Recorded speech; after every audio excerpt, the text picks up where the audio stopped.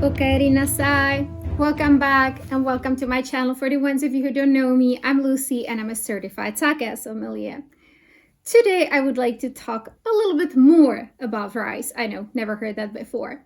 And I would like to elaborate a little bit on what happens to rice after it enters the brewery, after it's polished.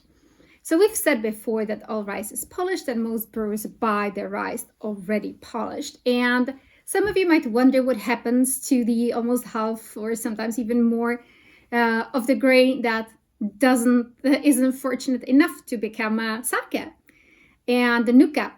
So if you've been to Japan, if you have an experience with Japan, you might have noticed that there is this huge respect for almost everything. There's very little waste.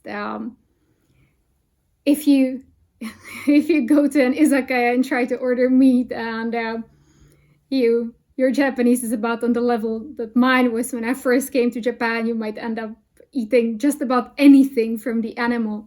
There is the kintsugi, the way of repairing items that are broken with gold, making them even prettier and more valuable. So all that is in the culture. So disposing of half of a rice grain is really not something that a Japanese person would naturally do, and they don't. In sake production, there are two byproducts. There's kasu, which we'll talk about later, and I know I say this a lot, and I promise I will. And then there's nuka, and nuka is the powder that is left after the rice has been polished.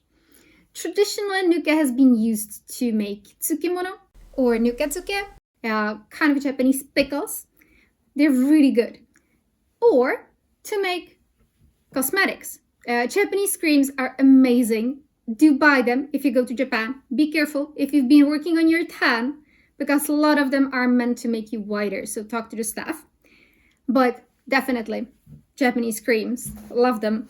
That gets us to the rice that has been fortunate enough to become sake. And it has a really long journey ahead of itself. So after polishing, it's going to rest for 3-4 weeks to cool down, get over the stress from all those swirling and polishing.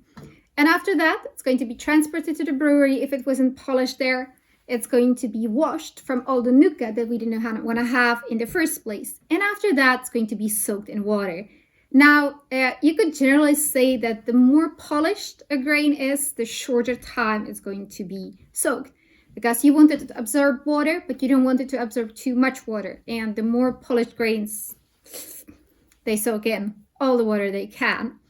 And after soaking, the rice is steamed. Now, we steam the rice, we don't boil it. We do this because we want the rice to be hard on the outside and soft on the inside. This has good reasons that we really don't have to get into. And after steaming, the rice is divided into two parts. The main part of the rice is going to remain rice. It's going to be used as rice, the kakemai. And the second part, usually around 20%, is going to become something called koji. And koji might be a word that you've heard before. It's widely used in Japan in cooking, soy, miso, mirin. All those are made with koji. It's also necessary for the production of shochu, which is the Japanese liquor that we mentioned earlier. And it's also used in the production of sake. In sake production, koji has pretty much the same function. But instead of feeding people, it feeds the yeast. And it does that by breaking the starch that is in the rice grain and produces sugar that the yeast can eat, so that the yeast doesn't starve to death, which would be really sad. No, I'm serious. It would be really sad, because if the yeast dies, there will be no sake, and that is sad. And with that, I leave the koji production because it's really complicated. You really don't need to know more. What you want to know, there is koji in sake. So, I hope you enjoyed today's video. Thanks for watching. Don't forget to watch the other ones. There is a new one coming on Thursday. There is a subscribe button down there. So click that. Click the like as well. And I'll see you next week. お疲れ様です。